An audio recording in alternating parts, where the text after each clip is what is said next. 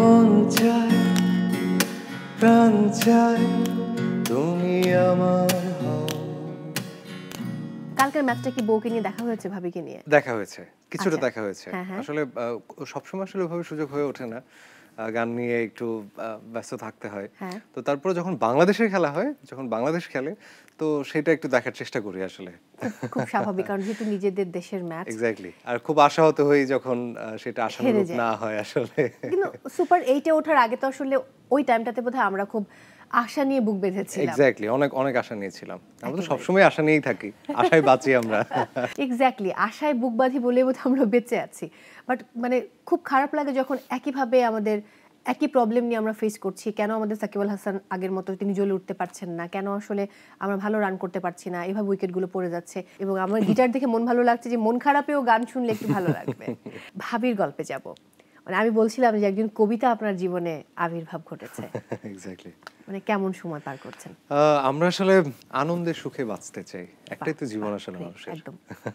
তো মানে প্রত্যেকের জীবনেই ভালো খারাপ সবকিছু মিলিয়েই আসলে কাটে। তো সেই সময়গুলো আমরা যাতে খুব আনন্দে খুব সুন্দর করে সেইগুলো হ্যান্ডেল করতে পারি, আমরা সেভাবে প্রিপারেশন নিই আসলে হ্যাঁ, হ্যাঁ। সবসময়। তো আনন্দে বাঁচার জন্য যেহেতু গান করি ভালোবেসে, তো গান, কবিতা, গল্প, লেখালেখি মিলেমিশে একাকার। এক্স্যাক্টলি। তিনি আপনার জন্য গানও লেখেন এবং সেই গানের সুরারোপ করে সেই গান আপনি নিজে গেয়েও থাকেন। একটু যদি শুনি যে বেশি সময় তো হয়নি, 1 বছর পার হয়ে গেছে। 1 বছর। হ্যাঁ, এবং সেই 1 বছর তো নিশ্চয়ই মানে হানিমুন পিরিয়ড বলা হয় যে 2 বছর পর্যন্ত হানিমুন পিরিয়ড থাকে। এখন চলছে। হ্যাঁ, তো সেই জায়গায় সেই গান তো নিশ্চয়ই গাওয়া হয়েছে। হ্যাঁ। মানে কয়টা গান লিখেছে ভাবি আপনার জন্য এ পর্যন্ত? বেশ কয়েকটা গান আসলে শুরু করা হয়েছে কিন্তু কমপ্লিট করা হয়নি। দুটো গান কমপ্লিট করা হয়েছে এবং দুটো গানই একটা ওয়েব সিরিজের জন্য। ওয়াও! তো প্রথমে হচ্ছে যিনি ডিরেক্টর, হ্যাঁ। মন ভাই, জসিমউদ্দিন মন। আচ্ছা। তো উনি আমাকে বলছিলেন যে দুটো গানের জন্য।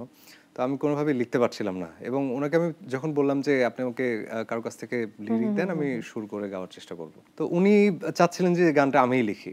তো আমি কোনোভাবেই লিখতে পারছিলাম না। আচ্ছা। তো তখন আমার স্ত্রী সে বলছিল যে আমি তাকে পুরো সিনপসিসটা বুঝাই। দেন তারপর দেখি একটা একটা করে শব্দ সে বলতে থাকে। তারপর দেখলাম বাহ, এটা তো ভালো লাগে। দারুণ তো। পরে বললাম গিটারটা নিয়ে আসো। গিটার নিয়ে এসে বসে বললাম, চাইলে এখন শোনাতে পারি। হ্যাঁ, প্লিজ আমি একটু শুনতে চাই। এই সুযোগ আসলে আমি হাতছাড়া করতে চাই না। এক লাইন করে লিখছিল, আমি এক লাইন করে সুর করছিলাম। দারুণ, দারুণ, দারুণ, দারুণ, দারুণ।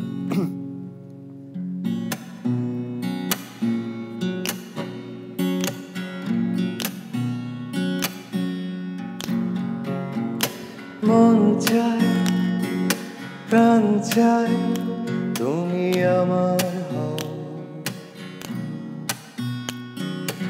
একটিবার খুব আদরে ছুঁয়ে যাও।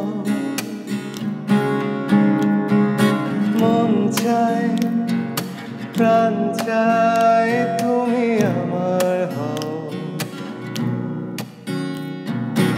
একটিবার খুব আদরে ছুঁয়ে যাও। ইশারায় ভুল করেও না হয় ডাক পাঠাও।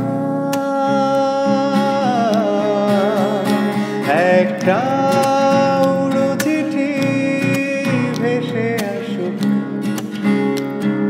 নামখানা তোমার লেখা থাকুক।